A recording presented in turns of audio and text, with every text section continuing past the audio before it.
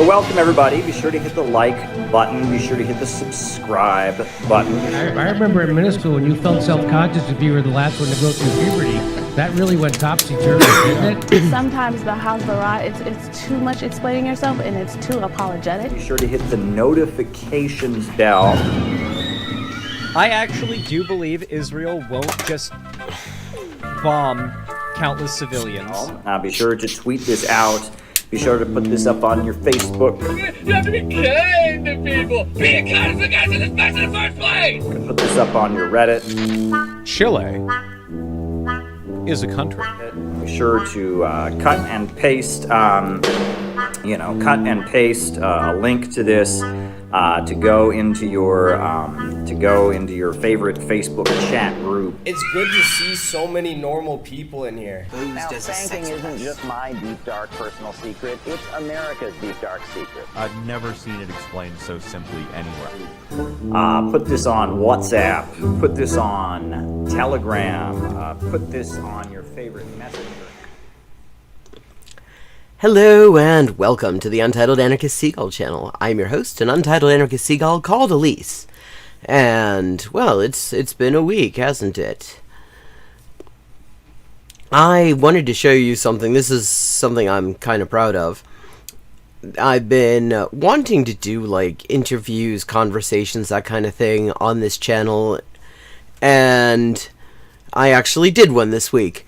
With Corinne Green, Gay Narcan on Twitter, who was... I had heard an interview with her talking about the way in which the Biden administration screwed over trans people and how the major so-called LGBT advocacy organizations like Lambda Legal or HRC or the rest of them did not say shit about it or like praised him anyway. And that was a subject I wanted to follow on with her on. And she came on the channel and we recorded an interview on Monday, and I'm just going to play a little clip from that right now. I'm going to drop the link in chat for anyone who'd like to see the whole thing. It's divided into parts. This is just part one.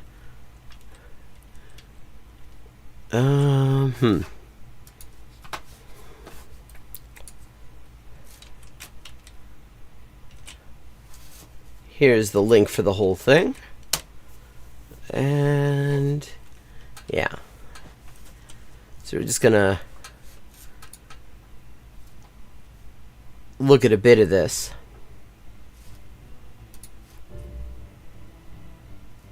And then the orgs consistently all term would put out their PR and comms or executive director statements praising the administration for taking historic steps or whatever. This has protected trans healthcare. And like, if you are a trans teen in a red state where your healthcare has been banned and you can't get on your T or E anymore, right? Like, you just literally can't. And you see HRC or somebody praising Biden for saving trans healthcare, you're like, wait, what? But I still don't have it. Yeah. What's going on? So we had a nice long chat on the subject of just the Biden administration and how these NGOs that are supposed to, the whole point of them, the term you sometimes still hear used, not as much anymore, is like pressure groups. Because the idea is supposedly, they're going to put pressure on politicians to do right by whatever constituency they represent. And it's been a long time since any of them were doing that, really. Because, really, if anything, they're putting pressure on their constituents to vote for these politicians, even though they're not doing anything for them.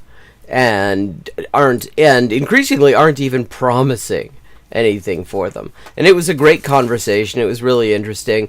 I think you will quite enjoy it. I learned a lot from it as well, so definitely worth checking out. So now I thought we might start out. I've got a short from everybody's favorite special dickhead who cosplays as a junior high vice principal. I thought we'd start out with that.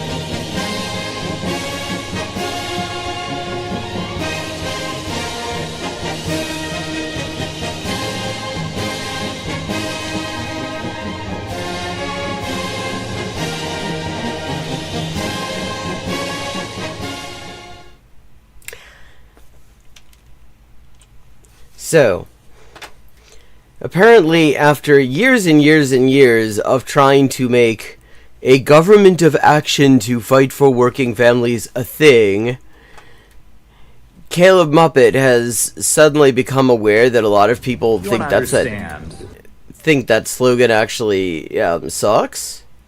Hello, Badger. And so he's decided to put this video out about how nothing is actually wrong with the phrase working families. I mean, after all, the Democrats use it to avoid talking about the working class. That's an endorsement you can have. You want to understand why we are calling ourselves innovationists, and we have moved away from the communist label. Oh, well, I mean, it's pretty obvious because it doesn't commit you to anything. And, in fact, it explicitly disavows any actual ideological commitment. You might it means you could just claim to be whatever, and the fact that you are constantly inconsistent and opportunistic, and actually the one thing you're kind of consistent on is that you're kind of low-key reactionary and very fashy, suddenly becomes an asset. I think that's pretty clear. One great example would be the phrase working families. Back in the 1990s... Here he is actually admitting. I mean, this is a Democratic Party front group. They basically don't do anything other than give the Democrats 2 ballot lines rather than 1. Why are those the coattails you're going to try to ride? The labor unions did a lot of polling, and they discovered that if you wrote about fighting for the working class, or fighting for workers, or fighting for working families, people had a different reaction. Polling showed that people overwhelmingly responded more positively to the phrase working families than they did just the phrase working class. Okay, which people? I mean, the thing is, when you look at these polls, if you're at all serious about them, you go to the data table, sometimes called the crosstab, and you look at the questions that were asked, and you look at the actual answers that were given and the demographic breakdown. Who was it who liked that better? And also, let's remember, he's talking about 20 years ago. Workers, etc. And why? Because when you think about the family, you think about warmth and community and brotherhood and connection. And so depending on what kind of family that you grew up in. 1990s, the various labor unions started using the phrase working families to promote themselves. And so we're talking about one poll apparently from 30 years ago. And no indication of which demographic was liking it and who they were even talking to. We just have to sort of take that as read. The Democratic Party. And at the time, the various communist organizations denounced this move. They said that the phrase working families somehow was anti-LGBT. Now, well, really, I don't remember that being the objection. I mean, maybe that was also the objection, but I don't think... Maybe some people raised that. The objection I've always heard is a couple of different things. One, it avoids talking about the working class. It's deliberately vague. And the other is, that why are we leaving behind anyone who isn't in a family structure? Like, why not just for, like, working people in general? What about them? Not everybody has a family that they're a part of. Like, I remember a lot of objections. I don't actually remember that specific one. I mean, yes, especially around that time, it was very popular to use family as an adjective that to mean reactionary and homophobic and all those other things. That's true. I mean, you know, family values, all that bullshit, but I mean, I don't remember that being the fucking... LGBT people certainly have families. There's no reason that the phrase some do, some don't. Families is anti-LGBT. Yeah, which is why it's so convenient that he's picked this particular straw man. Perhaps what they probably meant was that at the time, conservatives in the United States were talking about family values, and they felt that the phrase working families played into conservative rhetoric about family values. But when it really gets down to it... Again, I mean, he's just sort of going with this one objection that I don't remember ever hearing. This revulsion with the phrase working families from communists who objected to it, it signified something deeper. They don't like the feelings that one has when they hear the phrase working families. Communism... Ja, det kom från ett morgonprogram, men det var på YouTube. Och normalt är det så att man kan visa det som finns på YouTube. Det är del av licensvillkor. Has attached itself to this spirit of deviance, the spirit of revolt, the spirit of rebellion. Wow, wait, so he thinks that it's a new... chat, is it a new thing that communism is attached to the spirit of rebellion? And the kind of feelings that people have when they hear the phrase working families, fighting for working families, protecting working families, caring for the needs of working families, are different than the kind of feelings that communists try to evoke. Communists want to evoke feelings of rebellion, feelings of destruction, feelings of rage. Like, maybe part of the reason people think that the term working families sucks is also that it's riding the Democrats' fucking coattails? And libidinal release, and the phrase working families unleashes feelings of empathy, compassion, kindness. No, it doesn't.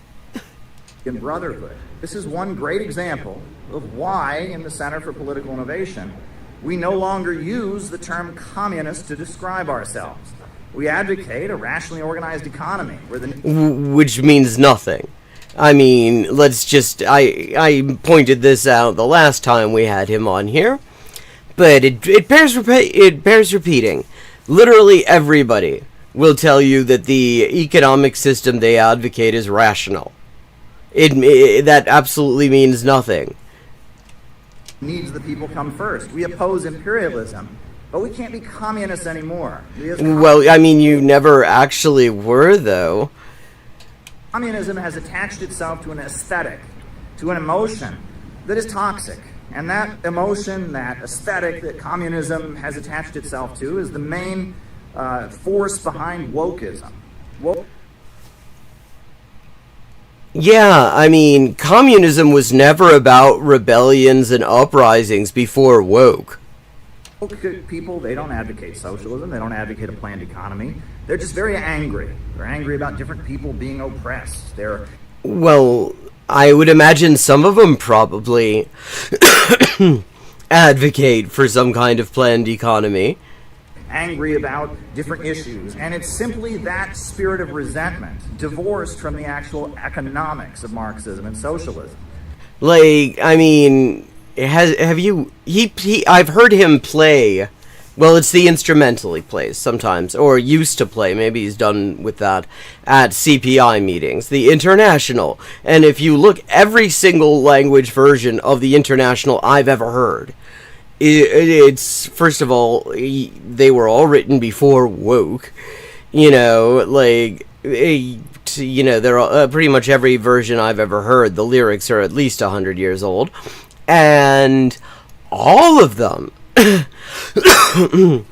are talking about revolt. I mean, like in the English version, it's reason in revolt now thunders. In Russian, it's kipit nash razum возмущённый. Our outraged reason boils over, basically. You know, I mean, he's talking about this like this is some new thing? Really? And we want to do the opposite.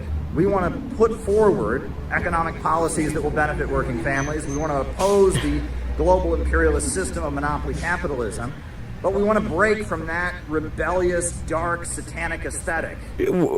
Satanic. He has a very interesting definition of satanic. But, I mean, so the idea he's supposedly against imperialism, but he wants to do that without rebelling? Hey, River Rune. Hey. How's that going to work? That is attached to it in communism. We want to build a movement. And when we founded the Center for Political Innovation, the slogan that we promoted I mean, like a bowel movement, maybe. Was we need a government of action that will fight for working families. And we embraced that phrase that communists had opposed because we wanted to... Ooh, well, it's one of many things they embrace that communists oppose. With that like what the fuck's a government of action do? Bonsoir. The mindset that comes from rejecting that phrase. So, if you want to understand kind of what we're doing with innovationism and with Hello, CPI, Hail why Satine. we're not communists anymore, think about why... No, you never were communists. I mean, I appreciate that you're going for a little bit more truth in advertising there, but it's not that you're not communists anymore. You never were. People oppose the phrase working families, but why we embraced it. Well, if you're a working single person with no kids, you can fuck off, of course.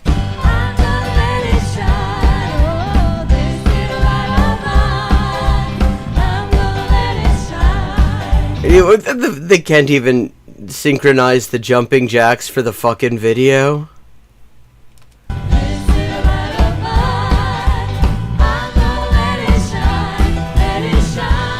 Well, I mean, maybe he should take all the, like, fucking red and the Soviet flag out of there if he's gonna go with this.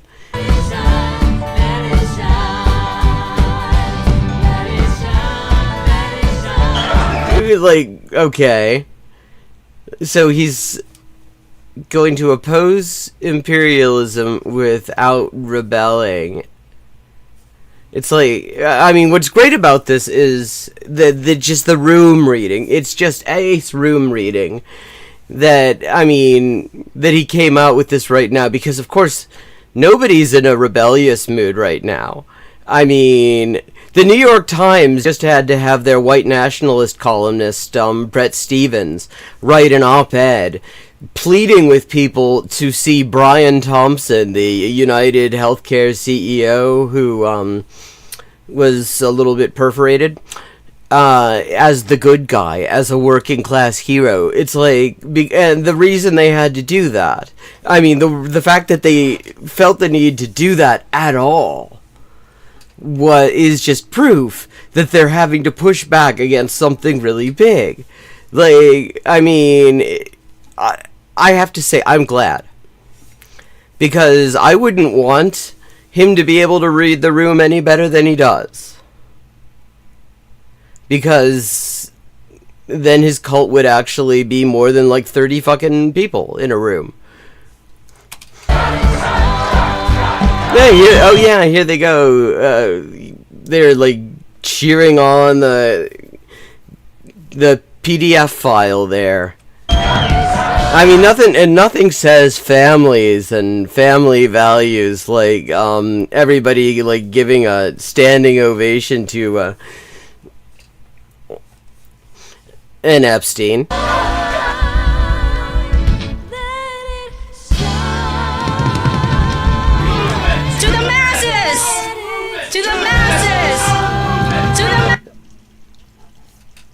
I mean, I love the film, the cinematography, the editing. It's always so random. It's like he had ChatGPT do a montage without anyone explaining in detail what a montage is. Masses! To the masses! Dare to win! Dare to win! Dare to Wait, dare to struggle? I thought he just got done talking about how they're not doing that anymore. I mean, to the extent that they ever were. Well, struggling with... they are struggling, let's be honest. I mean, they're constantly struggling with reconciling whatever Caleb Muppet is saying today with what he said 2 days ago. And that's a struggle. That struggle is real. Okay. So, that's... Yeah, he is unembarrassable. Okay. So... let's see what we've got. We've got another Caleb Muppet.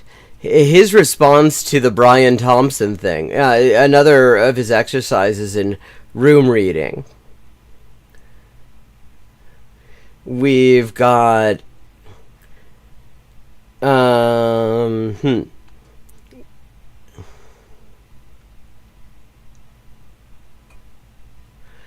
Ja, also von den beiden viel eher in den 40ern, würde ich sagen.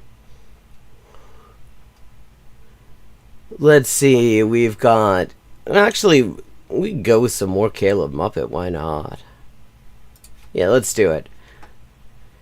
We're gonna watch him read the room a little bit more. Let's talk about it, folks. There was a murder today in my city. In fact, it wasn't too far from where I was. I went into Manhattan today, I went into Manhattan, and I found what the fuck? Can he, like, get his fucking camera to focus on him just once? Like, is he some special sort of vampire that will show up on a camera, but the autofocus doesn't know what to do with him? I was, I was in Midtown, taking care of business, and turns out, around the same time that I went to Midtown to take care of business, it turns out, I think it was shortly before. Wait. So he's saying he didn't have an alibi, and he was there to take care of business.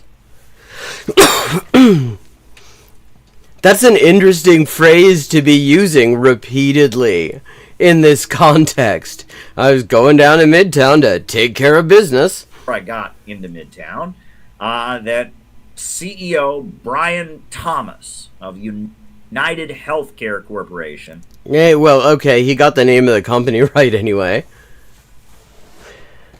Was assassinated, and he was killed, and it was not... That's usually part of the general package. When you get an assassination, usually that also includes being killed. A random killing either. Now, we don't know who the perpetrator is, and there's a lot of speculation out there, and I have a lot to say about this, as you can imagine. Yes, because you just have a lot to say generally. Well, let's just start out with the facts. Let's just start out with the local news. This is the local news report about how this CEO was gunned down on the streets of New York City. What's hilarious about this, I remember watching the footage of his, this is one of the earliest, CPI Mark I still. They had this meeting in Austin with this giant Lincoln face.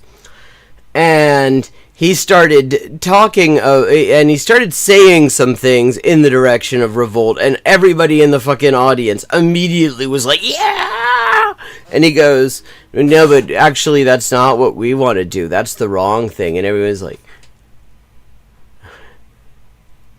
TCB? Nee, also in den 40er Jahren, weil eigentlich ein Nazi ist. Let's just kind of go over the facts, and I'm going to give you important context, and then from there I'm going to make some important political remarks. But let's he's going to make some important political remarks. facts. City was just getting rolling this morning. 6th Avenue between 53rd and 54th Streets. Coffee runs underway. Some people walking to work. It was Oh wow, there were coffee runs underway, chat. I'm glad that we have the ABC7I team to tell us there were coffee runs underway. nothing but normal until the Assassin's Triangle took shape. The crowded sidewalk, a mass shooter decked in... The Assassin's Triangle? Is that a red triangle reference? I'm surprised I have not seen a single meme that puts the red triangle over it. Black, a moving target, headed to a business meeting. I want to be clear. At this time, every indication is that this was a premeditated, pre-planned, targeted attack. Before sunup today... And what I love about this, I mean, apparently Piers Morgan was also quite outraged about it. John Fetterman, too, he was freaking out about it. I mean, he probably doesn't realize that he's getting paid by the company, not the guy. He's worried about, like, maybe he lost income or something like that. But all these people are, like, freaking out over the Brian Thomas thing. The same people will be like, when Israel will drop, 10 2,000-pound bombs on a residential neighborhood in Khan Yunis or someplace, killing 600 or 700 people, and be like, no, you see, it's cool because there was one guy we were trying to get. Well, did you get him? We don't know, we didn't check. And they're cool with that.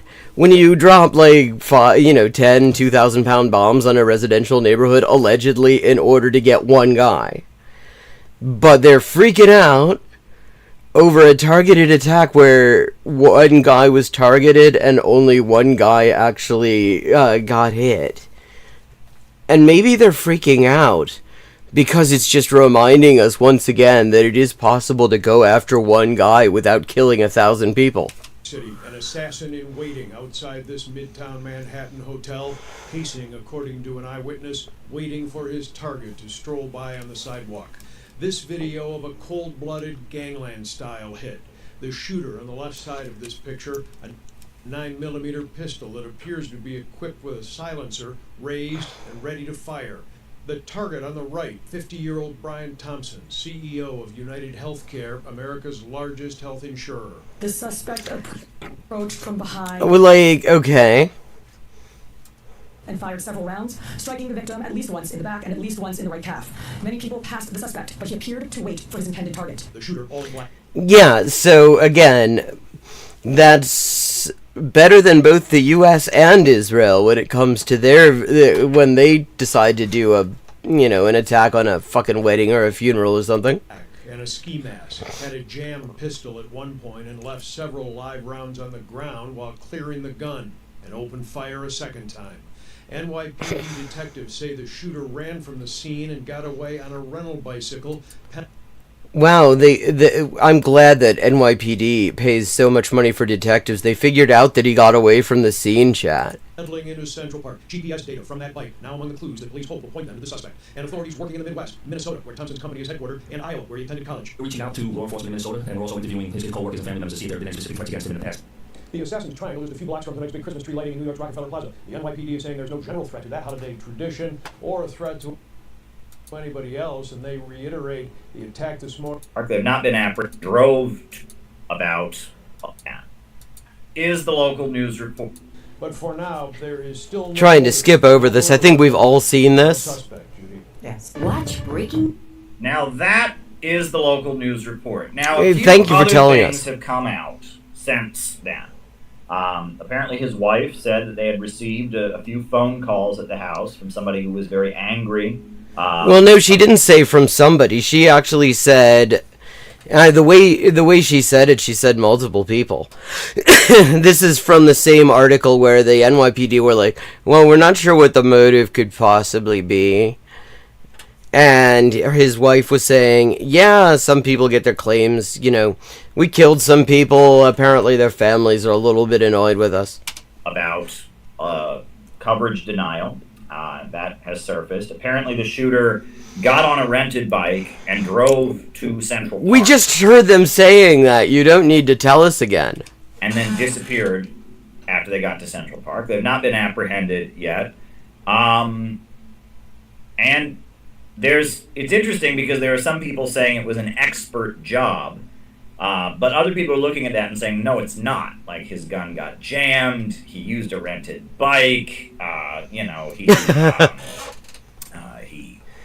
Actually, a rented bike isn't a bad move. I mean, especially if you're not going far with it. He left shell casings on the ground, Oh, wait, is he gonna critique the professionalism of the job now, Caleb? People don't say no, this is very much not a professional job. But there are some people that say, look, this was a professional job.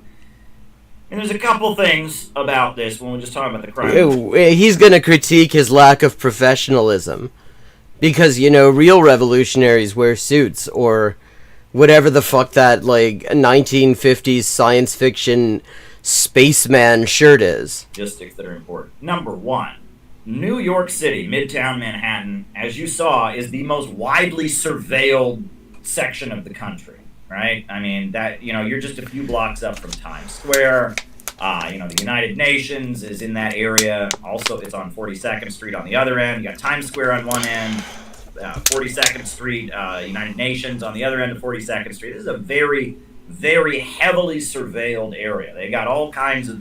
I'm not sure. I assume we're getting to it. This is a very long video. I'm going to skip ahead a little bit. People, and that's clearly wrong. On top of that, gun control does not work. If this guy had been just a ordinary working class person, it wouldn't have been all over CNN for today. It would have been why? On the local news. Oh, he means the victim. The shooting here, and then that was it. But billionaires' lives matter more than the lives of working people, and that's clearly wrong.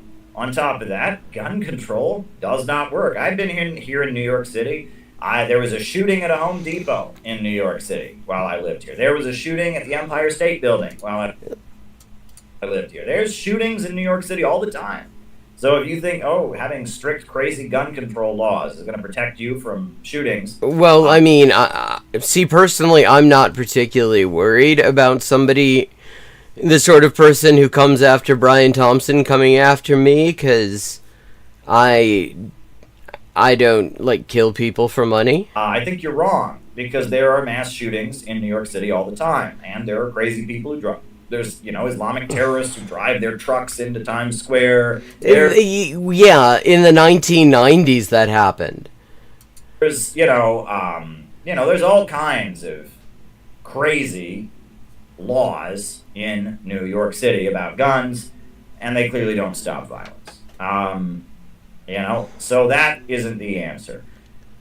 But I also want to say one thing, which is that many people are speculating that based on the phone calls the woman received, and based on the job that this man had as a healthcare CEO, that this was... As a health insurance CEO.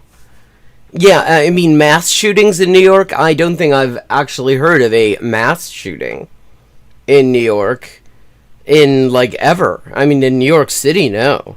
Kind of left adventurous action, right? That this was motivated by outrage about lack of access to healthcare. They talk about how United Healthcare denies people coverage. People have died because of lack of access to healthcare. Since it was 212 people.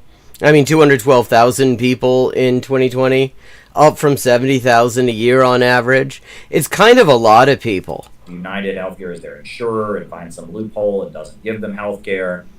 It doesn't even require a loophole, because actually, federal law, the way it is set up, means that there is no downside to just denying care.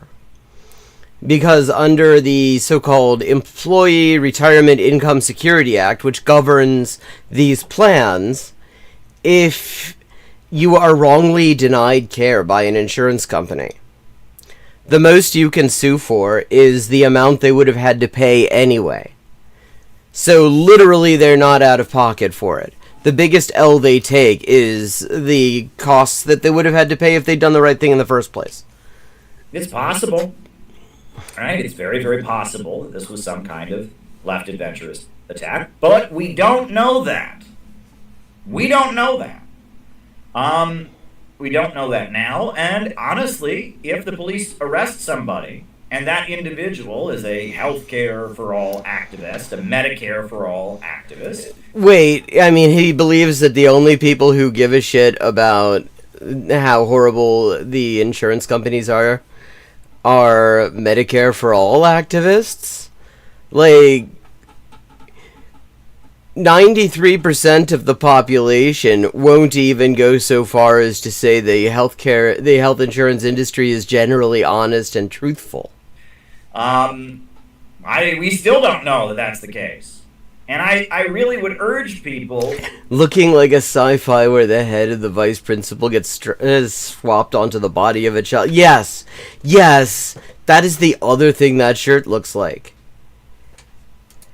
On the basis of we don't know... Or is it multiple shirts? Has he got, like, multiple shirts on top of each other? What the...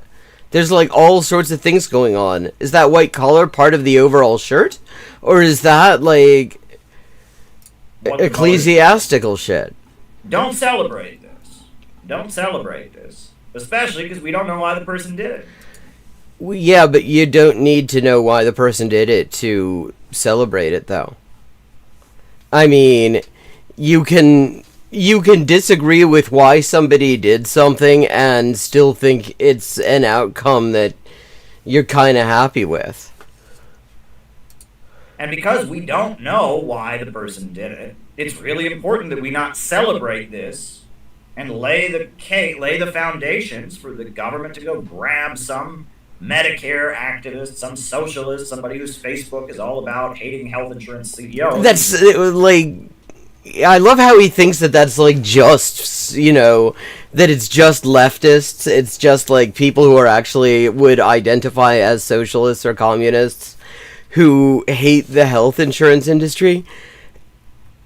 What, I mean, he's such a room reader.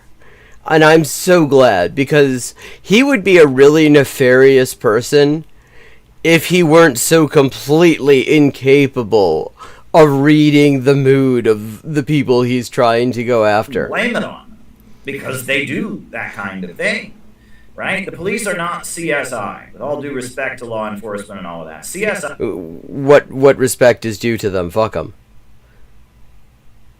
Is a fictional television program. A lot of what police do is a crime happens, and their job is to get somebody as soon as possible to make the police department... Like, if you were going... yeah, true. I mean, that's true enough.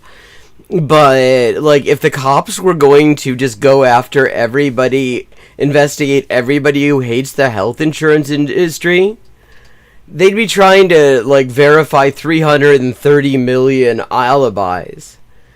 That wouldn't work in this case, because literally most of the population, apart from a truly negligible minority, have motive in one way or another. Good on TV. And their job is not to, to go into great detail and investigation and like Sherlock Holmes and find out who the real killer is. Like Sherlock Holmes, because the kids are all into the Sherlock Holmes stuff, they're just hanging on every word of that Conan Doyle, waiting to see what he's going to come up with next. No, their job is to announce they solved the crime on TV, and a lot of times they will just grab somebody, so. If you announce right now that this was a Bernie Sanders supporter and this is because right, you're helping build the case to potentially frame an innocent person for this, right? So that's the first thing you need to remember. We don't know. We do not know that whoever gets blamed for this is the person who actually did it. And I will say, I mean, that's true, and I would say that is still the case. I mean, this Luigi Mangione, who now the New York Times have directives not to show his face. Apparently, they've realized that people actually find his face very sympathetic because, I mean, let's face it, he looks like a fucking male model. Like, serious, like, really. And they don't want to show his manifesto because they realize that apart from, like, the politics of it, it's a bit like you take a tossed salad, you throw it in a blender, and you run that blender over with a semi. But the underlying sentiment and the underlying grievance are shared by, like, most of the population.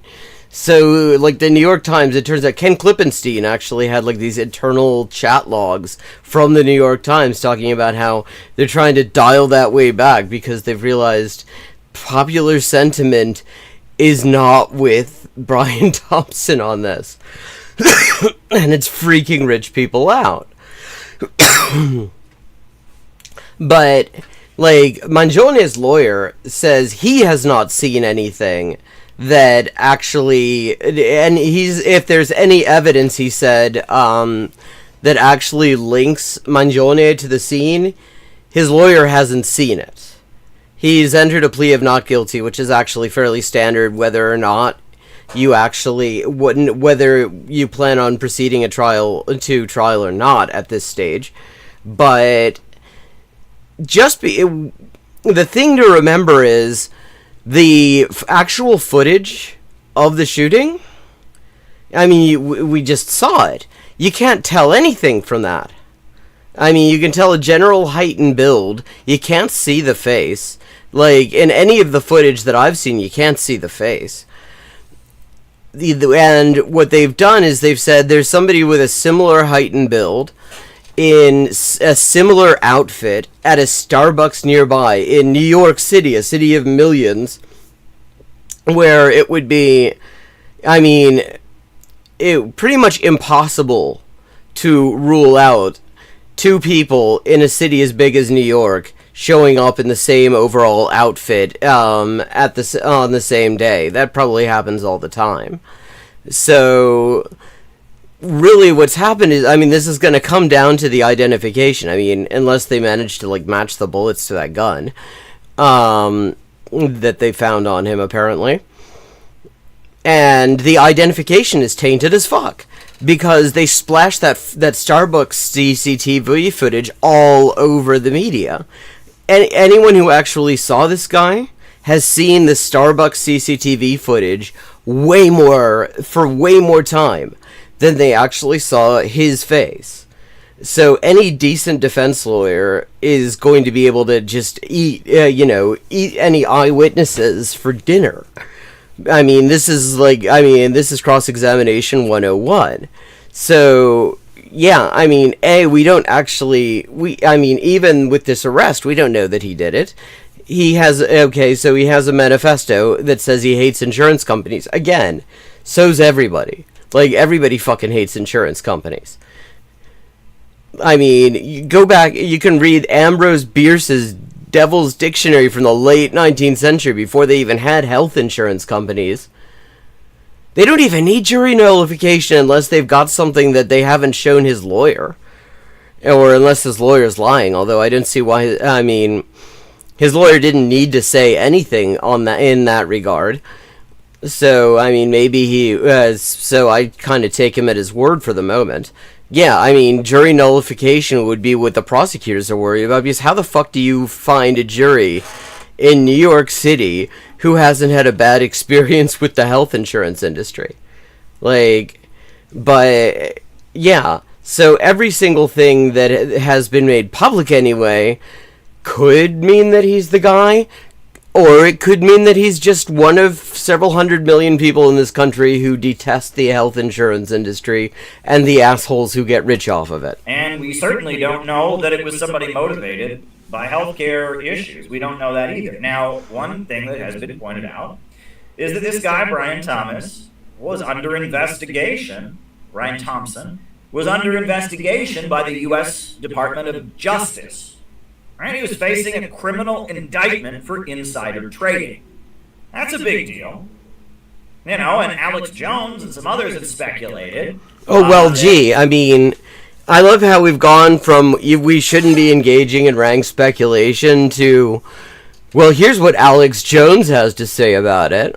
I mean, you can't go wrong if you're going to be citing sources like Alex fucking Jones. This was maybe an internal hit from the corporate world. This guy was going to go. Why the? But again, he himself just got done explaining, actually, quite well, why this does not seem like a professional job. Because, I mean, there's one thing that distinguishes professionals, which is namely that they do it more than once. The reason they do it more than once is they're good at not getting caught. And if they're good at not getting caught, that means they don't do things like carrying out shooting in broad daylight in the middle of CCTV Central. Sing a song, and he was going to go squeal on his buddies. And the others. He'd already given evidence. The other people who benefited from the insider trading, they're the ones who took him out. And that's possible, right? That's just as possible as it having been, somebody. Well, I mean, if Alex Jones says it, I mean, it has to be taken into account. Be motivated. That is just as possible. So this could very well be, corporate CEO on corporate CEO violence, other insider I'm fine with corporate CEO on corporate CEO violence. I think that's wonderful. I think there should be more of it. It would be so much better if there were more CEO on CEO violence, because right now it's mostly CEO on working class violence, and I'm getting a little bit sick of that. I think most people are. Many people taking out somebody to keep them from talking, that could be what's happening, right? It could be a family dispute, right? It could be... it could be there's this weird fucking guy, lives in the 5 boroughs, doesn't have an alibi, and he keeps on talking about how on the morning this happened, he was going to Midtown Manhattan to take care of business. But I would never suspect Caleb Muppet of doing anything based. Affair that went wrong. It could be organized crime, extortion, right? The insurance world, I'll just say this, is notorious for involvement in organized crime, right? There's all kinds of shady insurance activities where somebody drives over somebody's foot 2 days after they take Naja, also, wir wissen aber erstmal noch gar nicht, ob es der Luigi eigentlich war. Also das wäre durchaus möglich, aber bewiesen ist das noch lange nicht. Aber ja, also die Messlatte ist ja ziemlich hochgesteckt worden. Got an insurance policy and get a $500,000 payout, and there's all kinds of shady business in the insurance world, and it could be tied to organized crime. We don't really know what happened. We don't know why this guy was killed, right? Yeah, but the thing is, again, I mean, and this is why I just love that he's such a reader of the room. He is just such an expert reader of the room. Nobody, what people are happy about, what people are celebrating isn't why the guy got done. It's that he got done. And then that brings me to why I am very disturbed. He's disturbed, chap. Very disturbed. Very, very disturbed. The social media response to this killing. I'm very disturbed by it. He's very disturbed. Because I am somebody who believes that healthcare should be available to all Americans. Wait, so why are you disturbed by it then? Because the guy didn't get, the ambulance didn't come fast enough? I know that we are not going to get it by people engaging in terrorist violence in order to achieve it. Well, okay, so okay, and now let me just say, I don't actually think that, individual acts like this can spark things. This one certainly has, in terms of just this wave of popular sentiment. But, I haven't heard Muppet ever once explain how he plans on... we'll leave aside that he's never particularly clear on what change he actually wants. But he's never actually had any theory, at least he has not shared it with the world, of how you get it. And I also know we're in a very, very, very dangerous political moment in this country. a very dangerous political moment. A very dangerous political moment. Amdex setting a tone that encourages violence. I think that tone was already set, my dude. Like, we've spent a year watching all, like, a who's who of the respectable population of the United States just sort of act like genocide is sort of a normal thing that you just do. We've been seeing lots and lots of state violence. We've been seeing lots and lots of just social murder. I don't really think that this is what has created a climate of violence. I think it's more that this is just an expression of this is the climate we're in. He is exactly the opposite of what we need right now. What do you need right now? And love, sweet love. Very, very disturbed by it. And I want to just say He's very, very disturbed, chat. Bernie Sanders riled up the Democratic Party base. God, it is amazing how many people just reverse this chronology. Bernie Sanders did not rile shit up. People were riled up, and he rode a wave of popular sentiment that was already going on, starting in Occupy. This motherfucker was in Occupy. Ask him, he'll tell you all about it. I mean, if you listen to him, you'd think that you'd think that they were eating out of his hand there. He made the mistake of showing the video where he actually gave his big class against class speech, which conveniently does a pan of the people around, and none of them are watching, none of them are listening. They're just checking their phones, waiting for him to be done. But like, he did not rile anything up. All he did was walk in a door that was already open. I believe that health care is a right for all Americans. That's JFK. No one should be without medical care when they are sick. On the moon. I am Bernie Sanders, and No, you're not. You're John F. Kennedy. I think that you should have health care. Right? That was a very famous moment, and all kinds of people voted for him. Yeah, we all remember the famous moment when Bernie Sanders said, "I think you should have health care." Because nobody had actually heard a politician say, "I think you should have health care" before. Well, of course not. He's not. He's, like, incapable and disinclined. Bernie Sanders, and it's been proven that they rigged the Democrat primary to make sure that Bernie Sanders did not win. I mean, let's just leave aside that Sanders clearly had no intention of winning. He was there to give, ordinary, like, working class people some reason to believe that the Democrats could, at least theoretically, be won over to their needs. He was never going to win. He was never a serious candidate. And the thing about the word rigged is it suggests that there was something underhanded. And there was, except that it's also 100% above board, because the rules of Democratic primaries in the U.S. are absolutely fucking buck wild.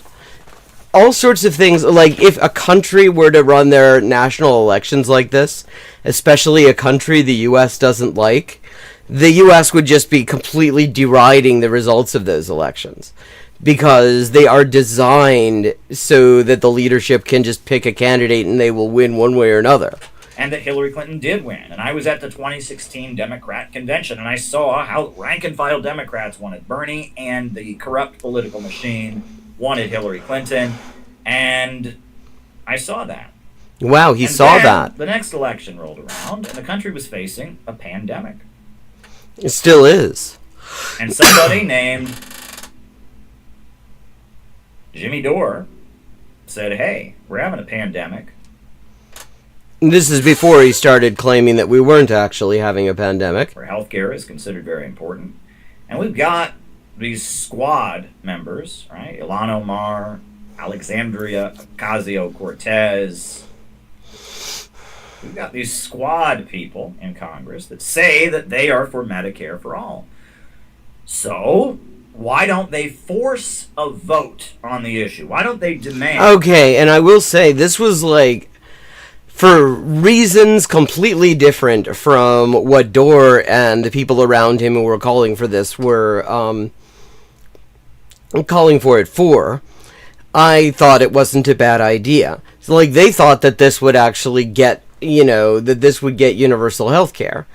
I, on the other hand, thought it would be useful for the Democrats to show themselves. Like, they've managed to avoid ever having this vote, and so that they can sort of, like, tell the base, yeah, we'd love to have it, but we just don't have the votes, those Republicans would block it or something like that. And I wanted people to actually see that, no, yes, the Republicans would also block it, but the Democrats weren't on board with it either. A vote on Medicare for all. Maybe it won't pass, but in order to vote for Nancy Pelosi and for her to be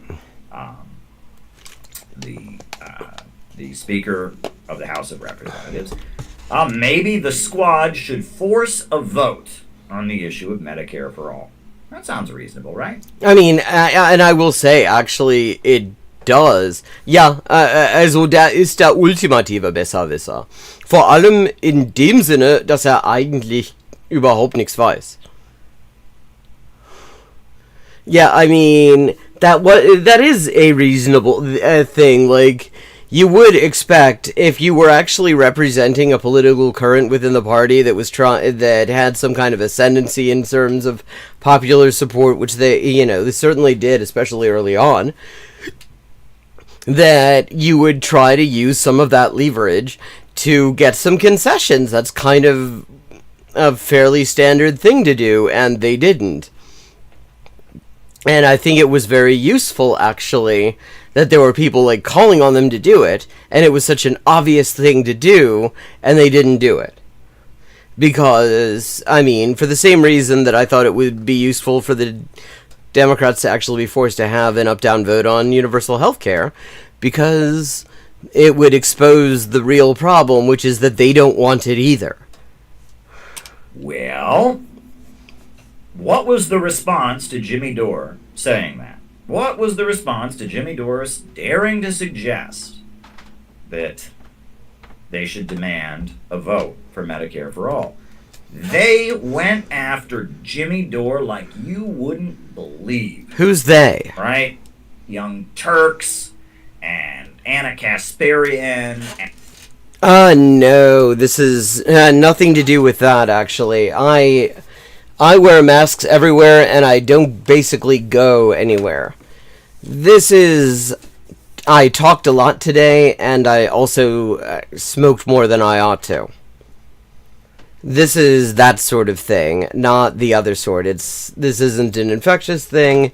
This is an addictive thing. And the Jacobin crowd, and oh my goodness, they went for the jugular. Jimmy Dore was a white supremacist. Well, I mean, he is. I don't remember that being quite so apparent at the time. I mean, it wasn't apparent to me at the time, but I wasn't paying too much attention to the guy. But it certainly became clear later on. I mean, at a certain point when he was just doing straight up Nazi shit, it was pretty clear. Because AOC is a woman of color, how dare you criticize her? Advocating Medicare for all is class reductionism and ignoring racism. And nobody was saying that. Like, trans issues. Wait, yeah, nobody was saying that. Except very marginally, because there's one group of people who would actually potentially benefit a lot from, universal healthcare done properly. It's trans people who need who can't afford treatment and often can't get it on their bullshit insurance in this country. Like, if it were done properly, that would be a huge benefit for trans people. I don't remember that being the critique. I mean, In fact, I don't remember people saying this sort of thing about Dorr until later, because he made this hard move to the right, within months of that. And he was starting to, like, he was just flogging all sorts of bullshit. Medicare for all means you only care about white men. And they just went nuts. I have never seen them go for the kill. If Jimmy... Yeah, I mean, I never saw that either. I agree. I didn't see them do that either. I remember a number of critiques. I remember criticisms. But I don't remember that one. Or was public enemy number one, as far as these people are concerned. How dare he advocate a vote for Medicare for all? And it was weird. It exploded all over social media. If you demand a vote on Medicare for all, you are a bad person. You are disrespecting. Chad, okay, let me just make sure this isn't just that I'm not missing anything. We're talking about a few years ago. I think everybody was on social media. Everybody in chat was on social media at the time. Do you remember this being the reaction? I remember people, like, saying, yeah, I mean, that I remember the critique being, yeah, but they would lose if they forced that vote, or something like that. But I do not remember all this other shit. Did anyone in chat see people saying the things about Jimmy Dore at this particular time when his thing was just, like, force the vote on, Medicare for all? Which is, I think, the first time I was really aware of him, actually. I mean, I heard the name before that, but it's the first time I'd really associated him with a position or anything. I don't remember people saying that, but I could be wrong. Do you remember people responding to that particular thing he said like that? AOC, Jimmy Dore is a Trump-supporting neo-Nazi. How dare he say this? Blah, blah, blah, blah, blah, blah, blah. I mean, later on, it certainly turned out that that's a pretty reasonable characterization of him. They just went all in. It was crazy. It was crazy. Yeah, this thing that you just made up is wild. I've never seen such an explosive, toxic overreaction to somebody saying something. Really? You've never seen an explosive, toxic overreaction? Burger King. Pretty sensible, which is that all Americans should have health insurance. And what I've noticed is that many of the very, very same voices that are now celebrating the murder of this CEO, saying he deserved to die, saying the person who did it is a hero, are the very same people who canceled Jimmy Dore for saying that we should vote. Nobody canceled Jimmy Dore for saying there should be a vote. We should have a vote in Congress about Medicare for all. Now, why is this happening? Why is it okay to shoot people down on the street? Not people, one guy. One guy who happens to have a shitload of blood on his hands. It's not okay to have a vote in Congress? Hello, Madeline Jasper. Oh, not too much. We're watching this dickhead rewrite some history. What's going on here? We're not... what's going on is you're doing a little straw man there, Caleb. You're not very good at it. Allowed to work for Medicare for all within our democratic system. That is an unforgivable crime. And if... Like, nobody said that. Like, literally all the people he's criticizing here, literally all the people he's mentioned, like, Jacobin and those, were all advocate for doing exactly what he just said. If you do it, you're a white supremacist or a Nazi. But if nobody fucking said, wait, God. Yeah. Nobody fucking said that. Take the life of another person extrajudicially and break the law and carry out targeted assassination on the streets of our country. That's a good thing to do. You get applauded for that. What sense does this make? How do you see the inconsistency in that? Yeah, I mean, you made things up in order to make it really, really clear. I do too. What? Wow, he saw the inconsistency in the thing he made up in order to make it look inconsistent. It makes sense. And that is why I am urging you, absolutely urging you, not to celebrate the murder of Brian Thompson.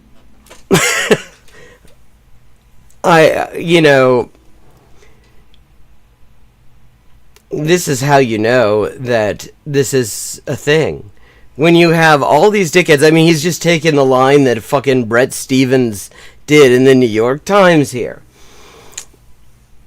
The minute you're actually having to tell people don't celebrate this thing is when you know you're actually pissing against the wind. I am urging you not to say this was a good thing. I am urging you not. What if we don't say it's a good thing, but we do say fucking based? To say this is not based. It is not a gasser.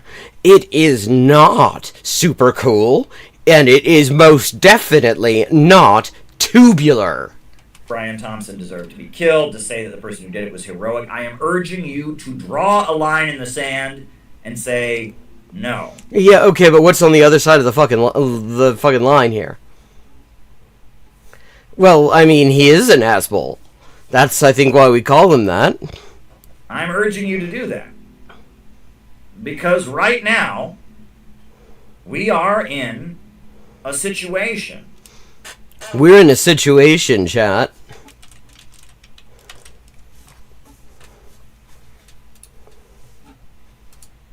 Where our country is in a very dangerous spot. We're in a situation where our country is in a very dangerous spot. Which is another way of just saying we're in a very dangerous situation. And let's just be honest, what is our job? What is our job? What is your job? I've been trying to been watching his shit for years now. Still don't know what he thinks his job is. Job is to actually create a new America for working families, where people have access to health care, and there's jobs for all, and our economy is tied in with the world in a win-win cooperation way. Living standards are rising. That's our job. Our job is not to extract revenge against people who disagree. I mean, I just can't help mentioning in this context that one of the various neo-Nazis in Congress, Marjorie Taylor Greene, the one with the Jewish space lasers and that shit, yeah, she's afraid. She's looking at the reaction to the perforation incident, and she's afraid because she said she thinks it might lead to universal health care. Us are people who are ruthless corporate CEOs. And look, I agree with everything people are saying about United Healthcare. It's a ruthless corporation. They profit from denying people health care. They lobby Congress in order to make sure that our medical system continues to be the corrupt scam that it is. I'm with you 100% on everything you're saying, right? I mean, then surely you can understand. What's wild about this is he's talking about this. I mean, it's actually like Ben Shapiro in a way, because Ben Shapiro also claimed it was just the revolutionary left, whatever he thinks that is, laughing and celebrating this shit, when it is clearly just a cross-section of the working class. This is absolutely not some sort of niche radical position to be taking. This turns out to be the Overton window. The popular Overton window is very much open to this sort of thing. Because even when, there's a tendency for people to think if shit isn't kicking off in the streets, that, you know, people are asleep. I've heard that. You know, people have just, like, forgotten how much everything sucks or whatever. They've, you know, forgotten about, you know, the lessons from, you know, previous high points of the struggle or whatever. And it's not it. Like, just because people are at home doesn't mean they're not pissed off. Just because it isn't boiling over in a visible way doesn't mean it's gone. Like, there is a level of object permanence, despite everything. Despite all the propaganda system does to try to encourage us to have ridiculously short memories. People actually have much longer memories. People do remember, you know, that they hate the health insurance industry even when shit isn't kicking off. People remember that they're pissed off about the cops even when, you know, there isn't a station burning down or something like that.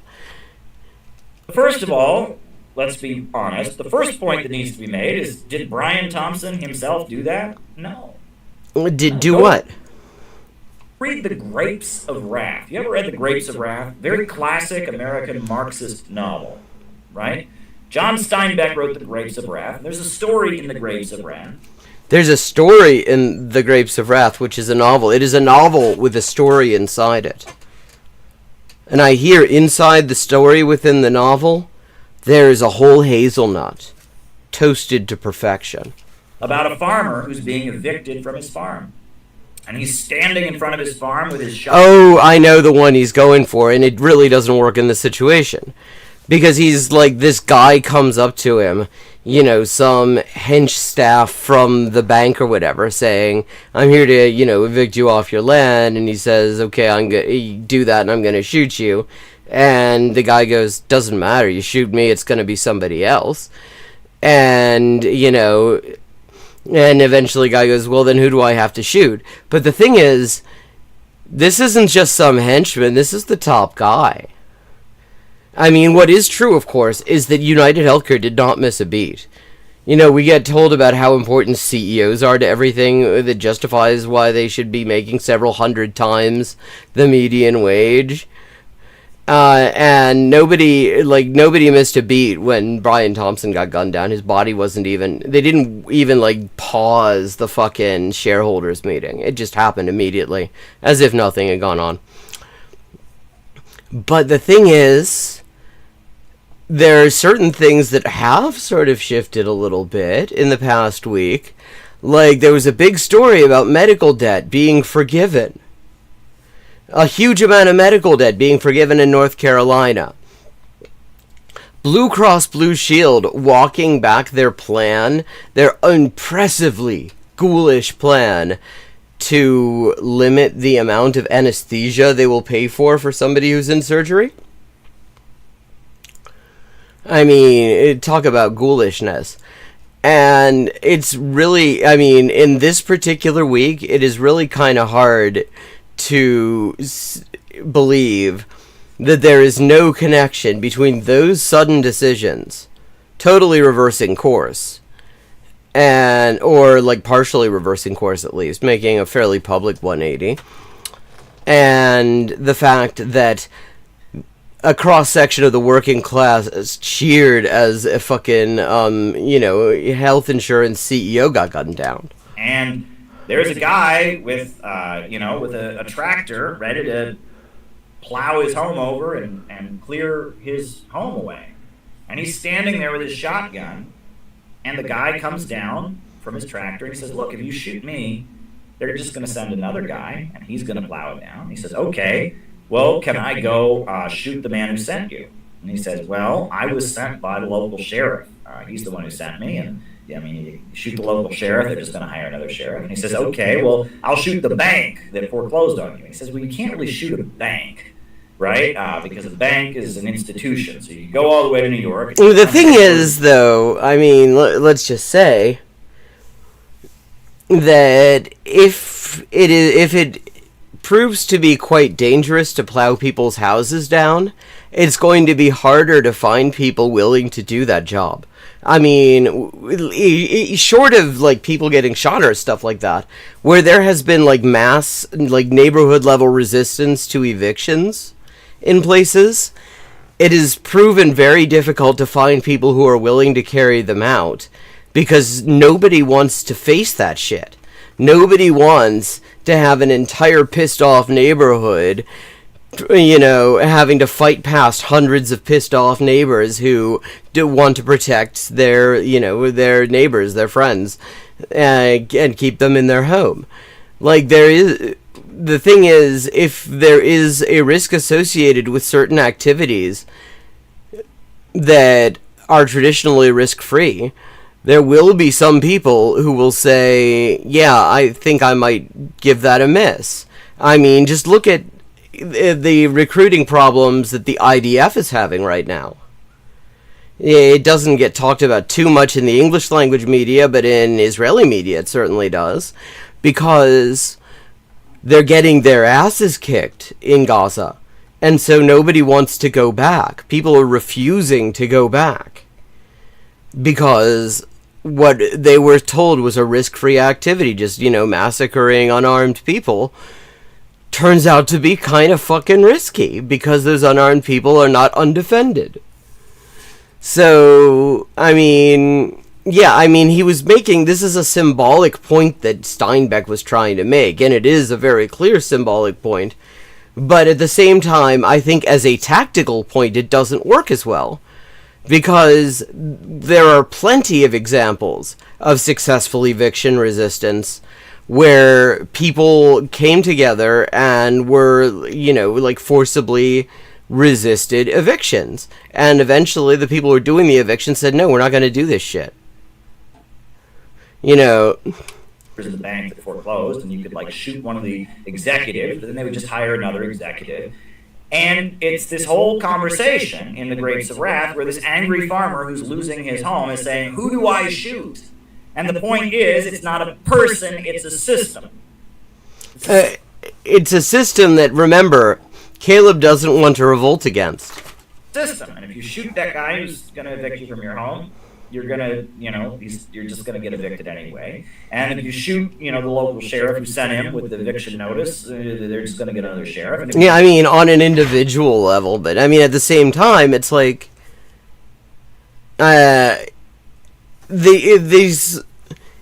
is the trouble with using fiction to draw conclusions that have to do with, like, the real-world consequences of tactical decisions.